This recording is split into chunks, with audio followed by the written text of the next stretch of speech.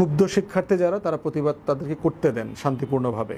তাদেরকে দিয়ে পুলিশ লাঠিয়াল দিয়ে তাদেরকে হেনস্থা করবার চেষ্টা করবেন না। ছাত্রদলকে মাঠে নামাবেন না। ছাত্রলীগ বানানোর চেষ্টা করিয়েন না। 10টা গুন্ডা 20টা হুন্ডা এইসব গুরুত্বপূর্ণ মানে ওই পুরাতন আমলের রাজনীতি দিয়ে সিচুয়েশন ঠান্ডা করবার চেষ্টা করবেন না। একজন শিক্ষার্থী সকালবেলা পরীক্ষা দিতে যাবে, জানলা দিয়ে অথবা দরজা দিয়ে বারান্দা দিয়ে সে যদি দেখে তার বাসার সামনে হাঁটু পানি কোমর পানি জমে আছে, এটাই তো ওই ছেলে মেয়েটার জন্য অত্যন্ত ট্রমাটাইজিং একটা ব্যাপার। সে কি আসলে পরীক্ষার চিন্তা করবে, নিরাপদে পরীক্ষা কেন্দ্রে যাবে, রিকশায় যাবে, কিভাবে যাবে, না সে আসলে কোমর ভিজায় যাবে? একটা সাধারণ সময়েও আমরা যদি বৃষ্টিতে ভিজে যাই আমাদের কি পরিমাণ বিরক্ত লাগে, কোনো কাজে কনসেন্ট্রেট করা যায় না। সেরকম ভিজে নৌকায় করে তারপরে কোমর পানিতে করে পরীক্ষা হলে গিয়ে কিভাবে মন দিয়ে পরীক্ষা দেওয়া সম্ভব? দেশে এইচএসসি পরীক্ষা চলছে, জাতীয় পরীক্ষা, এবং একই সাথে আমাদের আবহাওয়ার যে দুর্যোগ সেটার মাল্টিপল দুর্যোগ চলছে। বেশ কয়েকটা জেলায় ইতিমধ্যে আমাদের যে প্রত্যাশিত যে বৃষ্টির পরিমাণ থাকে তার থেকে অনেক বেশি বৃষ্টি হয়েছে এবং চলছে কোনো জায়গাতে। এবং উজানের পানি ছেড়ে দেওয়া, অতিবৃষ্টি, পাহাড়ি ঢল সব কিছু মিলে বন্যা পরিস্থিতি তৈরি হয়েছে এবং অনেক লোক মারা গেছেন। আমরা 55-57 জনের তালিকা দেখলাম বিভিন্ন পত্রিকাতে, বাট এটা হয়তো 100-এর কাছাকাছি চলে গেছে, যেটা এখনও আসে নাই। 1.5 লক্ষের উপরে গবাদি পশু ভেসে চলে গেছে। আমাদের শত শত হাজার হাজার হেক্টর জমির ফসল নষ্ট হয়ে গেছে এবং চিটাগং পার্টিকুলারলি কক্সবাজার সিলেট অঞ্চল এই বন্যায় ক্ষতিগ্রস্ত হয়েছে। এর বাইরে হচ্ছে শহর অঞ্চলে ব্যাপক জলাবদ্ধতা হয়েছে। ঢাকা এবং চিটাগং শহর, কক্সবাজার শহর দেখেছেন যে অনেক শহর সিম্পলি ডুবে গেছে। আমরা ঢাকাতে যারা গত কয়েকদিনে চলাফেরা করছি, আমরা ঢাকার গুরুত্বপূর্ণ প্রধান সড়ক, তারপরে ফ্লাইওভারের নিচে নামার যে জায়গাগুলো আছে, একটু নিম্নাঞ্চল, সবগুলো ব্লক হয়ে গেছে। তো এখানে আসলে এই পরীক্ষার্থীদের এই যে ন্যাচারাল সময়ের যে ভোগান্তি, মানে আমাদের বর্ষাকালের যে ভোগান্তিটা, এইটা যারা ইন্টার পরীক্ষা দিচ্ছে তাদের জন্য ভোগান্তিটা অ্যাডেড একটা সাফারিংসে পরিণত হয়েছে। এখন প্রশ্ন হচ্ছে যে কে দায়ী, মানে কার দায়িত্ব নেওয়া উচিত? এখানে আমাদের মাননীয় শিক্ষামন্ত্রী মিলন ভাইয়ের একটা মন্তব্যকে টার্গেট করে কথা বলা হচ্ছে যে উনি শিক্ষার্থীদেরকে ব্রয়লার চিকেন, ফার্মের মুরগি টুরগি এই ধরনের কোনো কথাবার্তা বলেছেন কিনা। কিন্তু আসলে সমস্যাটা মানে শুধু এতটুকুর মধ্যে না, এখানে অনেকগুলো সমস্যা একসাথে আমাদেরকে অ্যাড্রেস করা দরকার এবং মাননীয় প্রধানমন্ত্রী থেকে শুরু করে যারা আছেন সরকার, তাদেরকে মাথায় রাখা দরকার যে মৌলিক কাঠামোগত কিছু জায়গাতে আপনি যদি হাত না দেন তাহলে এই সমস্যাটা আগামী বছরও থাকবে। প্রথম কথা হচ্ছে বর্ষাকালে জাতীয় পরীক্ষা নেওয়া বন্ধ করতে হবে। যেভাবে আমরা বলেছি বাজেটে যে এই বর্ষাকালে বাজেট দেয়া, বর্ষাকালে টাকা ডিসপেস করবার কালচার, এটা বন্ধ করতে হবে। আমাদের সকল জাতীয় পরীক্ষা, ম্যাট্রিক পরীক্ষা, ইন্টার পরীক্ষা, অনার্স, মাস্টার্স, ভর্তি পরীক্ষা, তারপরে হচ্ছে বৃত্তি পরীক্ষা, এই যে পরীক্ষাগুলো আছে, গুরুত্বপূর্ণ সকল পরীক্ষাগুলোকে আমাদের শীত বসন্তে নিয়ে আসতে হবে। নভেম্বর, ডিসেম্বর, জানুয়ারি, ফেব্রুয়ারি এই সময়ের ভিতরে। এর বাইরে যেটা পরীক্ষা থাকবে সেটা regular class test, mock exam এগুলো থাকতে পারে, কিন্তু জাতীয় সকল পরীক্ষা এই সিজন বদলায় ফেলতে হবে। যেভাবে মার্চে ম্যাট্রিক পরীক্ষা হয়েছে, একই রকম গরম, প্রচণ্ড ভ্যাপসা গরম থাকে, অল্প অল্প বৃষ্টি হয় মাঝে মধ্যে বিভিন্ন এলাকাতে। তো এই সিজনটা বদলে ফেলতে হবে, প্রথম কথা। দ্বিতীয়ত হচ্ছে ফিজিক্সের কোয়েশ্চেনে যেই ভুল প্রশ্ন করা হয়েছে বলে অভিযোগ এসছে, মাননীয় শিক্ষামন্ত্রী সংসদে বললেন এটার পুরো মার্কস দিয়ে দিবেন। এইটা আসলে ইস্যু না। ইস্যু হচ্ছে আপনাকে আইডেন্টিফাই করা দরকার যে প্রশ্ন তৈরি করবার পদ্ধতি বদল করা দরকার কিনা, কারা কারা এই প্রশ্ন তৈরি করবার সাথে জড়িত ছিলেন, তারা আসলে প্রশ্ন করবার জন্য যোগ্য কিনা। একটা তদন্ত কমিটি করে দেন যে টোটাল আমাদের ম্যাট্রিক ইন্টার জাতীয় পরীক্ষার প্রশ্ন তৈরি করবার যে পদ্ধতি, প্রসেস, এই প্রসেসটা ঠিক ছিল কিনা এটা আইডেন্টিফাই করা দরকার। এবং কেন, কারা, কাদের কারণে এই ভুল প্রশ্ন তৈরি হয়েছে সেইটার একটা জবাবদিহিতার তৈরি করা দরকার। তৃতীয়ত হচ্ছে সরকার বলবার চেষ্টা করতেছে তারা এই প্রশ্নটা করে নাই, এটা গত বছরের রিডাররা নাকি এই প্রশ্ন তৈরি করে দিয়ে গেছে। ফাইন, কিন্তু প্রশ্ন হচ্ছে গত বছরের রিডারের এই প্রশ্নটা কি পরীক্ষার আগে কোনোভাবে কোনো টিম কি রিভিউ করবার দায়িত্ব নেবে না সে কোনোভাবে, যে গত বছর একটা প্রশ্ন করছে, প্রশ্নটা কারেক্ট কিনা, আমরা এটা এই বছর প্রশ্ন একই ফর্মে চলবে কিনা, এইটা প্রশাসনের কাদের দায়িত্ব ছিল সেটা আইডেন্টিফাই করা দরকার। এই যে বিশাল আমাদের মন্ত্রণালয়, প্রাথমিক, উচ্চশিক্ষা, কারিগরি, শিক্ষা বোর্ড, আমলা, এরপরে হচ্ছে মাধ্যমিকের অধিদপ্তর আছে, উচ্চ মাধ্যমিকের অধিদপ্তর আছে, এরপরে শিক্ষা বোর্ড আছে, পাঠ্যপুস্তক কার্যক্রম আলাদা বোর্ড আছে, এই যে ম্যাসিভ কর্মযজ্ঞ শিক্ষা মন্ত্রণালয় আছে, আসলে এগুলো ফাংশনাল কিনা, কার্যকর কিনা, এগুলো কি আসলে দেশের যে পারপাস, এই পারপাস তারা সার্ভ করতে পারছে কিনা, সেই জায়গাটা সিরিয়াসলি বিবেচনা করবার দরকার আছে। এবং যদি ইনভেস্টিগেট করবার প্রয়োজন হয়, যারা গুরুত্বপূর্ণ শিক্ষার সাথে কাজ করেন, শিক্ষার এই সংকটগুলো বোঝেন, তাদেরকে নিয়ে এগুলো আইডেন্টিফাই করা দরকার এবং এই টোটাল শিক্ষা মন্ত্রণালয়কে ডাউনসাইজ করা দরকার, ছোট করা দরকার। এইটা একটা অপ্রয়োজনীয় কাঠামো মনে হয়েছে অনেক সময়, যে বিশাল শিক্ষা বোর্ড, বিশাল কারিকুলাম বোর্ড, বিশাল এই বোর্ড সেই বোর্ড, কিন্তু ফাংশনাল না। তার সে প্রশ্নপত্র ভুল করতেছে, সিম্পলি রিডার করছে, গত বছর সরকার করছে, রাষ্ট্র তো একই জিনিস। গত বছর যিনি করছেন উনিও প্রজাতন্ত্রের কর্মচারী, যিনি এই বছরের প্রশ্নটা করে গেছেন উনি তো প্রজাতন্ত্রের কর্মচারী, উনিও দায়িত্ব পালন করতে পারেন না কেন? ওনাকে তো পেনালাইজ করতে হবে, ওনাকে কোনো না কোনো ফর্মে তো বিচারের আওতায় আনতে হবে। এরপরের প্রশ্ন হচ্ছে যে আপনি বলা হচ্ছে যে আমাদের যে আবহাওয়া কর্তৃপক্ষ আছে, আবহাওয়া কর্তৃপক্ষের পরামর্শেই আপনারা পরীক্ষা স্থগিত করেন নাই শুরুতে, যদিও পরবর্তীতে চিটাগংয়ে আরও দু একটা জেলায় নাকি করা হয়েছে। তাহলে এই আবহাওয়া অধিদপ্তরের যে পূর্বাভাস, এইটা বাস্তবের সাথে মিলল না কেন? এবং এটা কি প্রথমবারের মতো তারা ভুল করেছে? রংপুর বিভাগে স্থানীয় কৃষি সম্প্রসারণ যে দপ্তর আছে, তারা বলছে ওই কয়েকদিনে, 1-2 দিনে প্রায় 175 মিলিমিটার বৃষ্টি হয়েছে। সেখানে সোনার বাংলার সরকারি আবহাওয়া অফিস বলছে 7 মিলিমিটার বৃষ্টি হচ্ছে।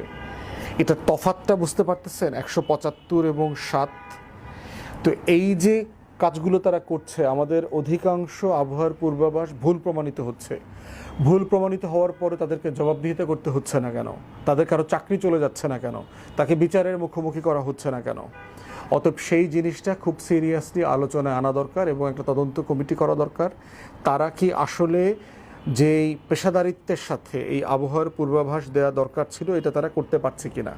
আমরা দেখতে পাচ্ছি যে দেশের বাইরে থাকেন বাংলাদেশি নাগরিক, তারা যেমন মোস্তফা পলাশ নামে একজন ভাই আছেন, নর্থ আমেরিকা থাকেন, উনি আবহাওয়ার পূর্বাভাস দেন দেখেছি, এবং সেটা দেখলাম এই সরকারের মিনিস্ট্রি এবং আবহাওয়া অধিদপ্তরের থেকে বেশি অ্যাকুরেট হয়। তাহলে একজন ব্যক্তিরটা এত বেশি অ্যাকুরেট হতে পারে, কিন্তু আমাদের প্রাতিষ্ঠানিক পূর্বাভাস এত ভুল হচ্ছে কিভাবে? ইউরোপিয়ান মডেল অথবা আমেরিকান মডেল আপনারা যদি আইডেন্টিফাই করেন, তাহলে মোটামুটি ইউরোপিয়ান মডেলে 10 দিনের পূর্বাভাসটা পাওয়া যায়, একটা এস্টিমেশন। আমেরিকান মডেলটা আরও একটু আধুনিক, 16 দিন পর্যন্ত পূর্বাভাসটা পাওয়া যায়। পৃথিবীতে এগুলো তো অনেক ডেভেলপ করেছে, টেকনোলজি ডেভেলপ করেছে। আপনি ট্রেন জনগোষ্ঠী আপনার আছে কি না? না থাকলে আপনি এদেরকে ডিসমিস করেন, যারা এই কাজের সাথে জড়িত, আনপ্রফেশনাল, অযোগ্য, অকর্মণ্য, তাদেরকে ডিসমিস করে প্রফেশনাল লোকদেরকে এখানে দায়িত্ব দেন, যারা এই কাজগুলো করতে পারবে।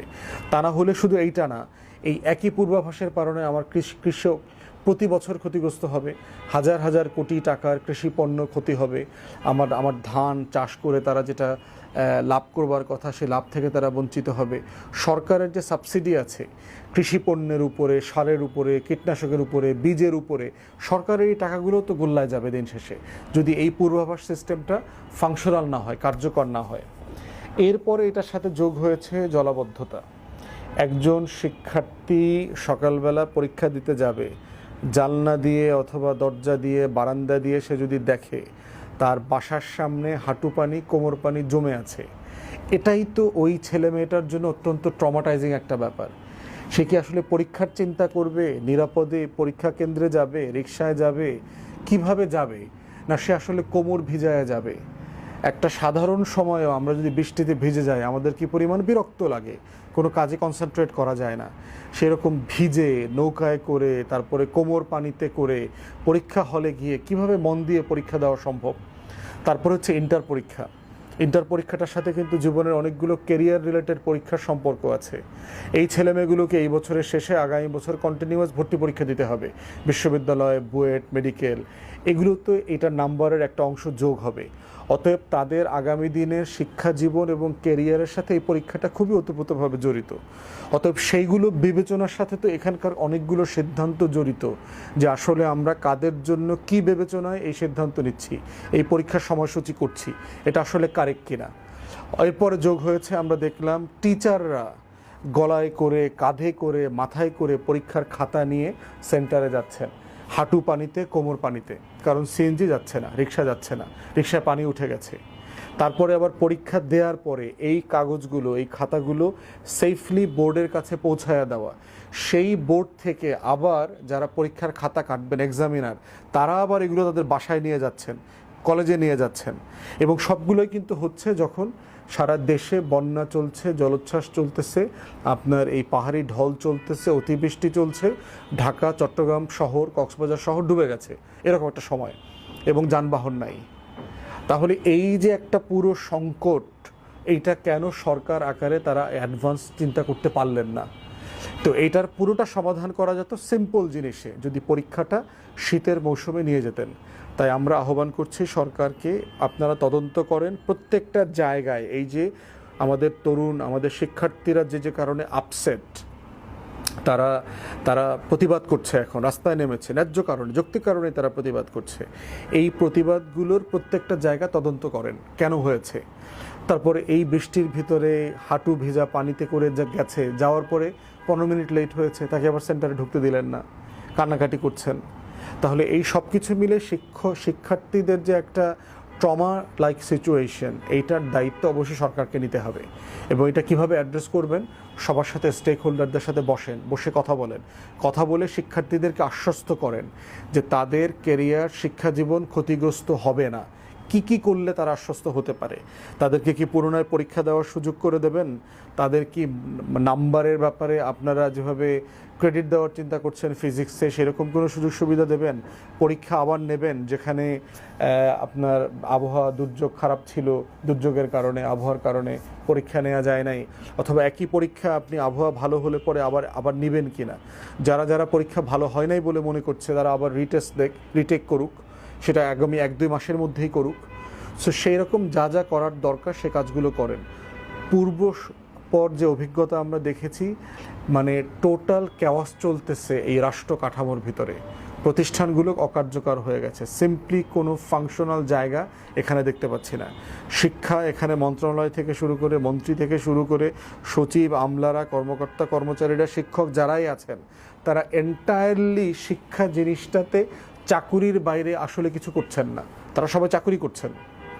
চাকুরির বাইরে যে শিক্ষা একটা গুরুত্বপূর্ণ অনুষঙ্গ জাতির, এটা যে একটা জাতি বিনির্মাণের গুরুত্বপূর্ণ নলাই, এই তরুণদেরকে দিয়ে যে আপনি বাংলাদেশটাকে গড়বেন আগামী দিনগুলোতে, সেই জায়গাতে আমরা এটার ঘাটতি দেখতে পাচ্ছি। তাই আমরা মাননীয় শিক্ষামন্ত্রী, মন্ত্রণালয় এবং প্রধানমন্ত্রী থেকে শুরু করে যারা আছেন, আপনারা এই প্রত্যেকটা জায়গাকে ডাইসেক্ট করেন, করে দেখেন যে কোন জায়গায় আপনার ল্যাপস হয়েছে। এই ল্যাপস হওয়া জায়গাগুলোকে আপনারা সিরিয়াসলি ডিল করেন। সর্বশেষ হচ্ছে, যারা ক্ষুব্ধ শিক্ষার্থী তারা প্রতিবাদ করছে, ক্ষুব্ধ শিক্ষার্থী যারা, তারা প্রতিবাদ তাদেরকে করতে দেন শান্তিপূর্ণভাবে। তাদেরকে দিয়ে পুলিশ লাঠিয়াল দিয়ে তাদেরকে হেনস্থা করবার চেষ্টা করবেন না, ছাত্রদলকে মাঠে নামাবেন না, ছাত্রলীগ বানানোর চেষ্টা করিয়েন না, 10টা গুন্ডা, 20টা হুন্ডা, এইসব গুরুত্বপূর্ণ মানে ওই পুরাতন আমলের রাজনীতি দিয়ে সিচুয়েশন ঠান্ডা করবার চেষ্টা করবেন না। যারা প্রতিবাদ করতে চায় তাদেরকে শুধু এতটুকু বলেন, তারা তাদের প্রতিবাদে যেন নিয়মতান্ত্রিক থাকে, রাস্তাঘাট ব্লক না করা, কোনো প্রতিষ্ঠান ধ্বংস না করা, সরকারি প্রতিষ্ঠানে হামলা না করা এবং ক্যাওয়াস তৈরি না করা, অন্যদের প্রতি যেন শ্রদ্ধাশীল থাকে, এতটুকুর ব্যাপারে আপনি আহ্বান করেন। কিন্তু কোনো বাড়াবাড়ি যেন না হয়, আবার এটার মধ্যে যেন কোনো স্যাবোটাজ না হয়, এটাও মাথায় রাখবেন। যে পতিত আওয়ামী লীগ, ছাত্রলীগের পোলাপান এর ভিতরে ঢোকা এবং টাকা পয়সা দিয়ে এই শিক্ষার্থীদের আন্দোলনকে এদিক সেদিক করবার চেষ্টা করা, সেটা যেন না হয়।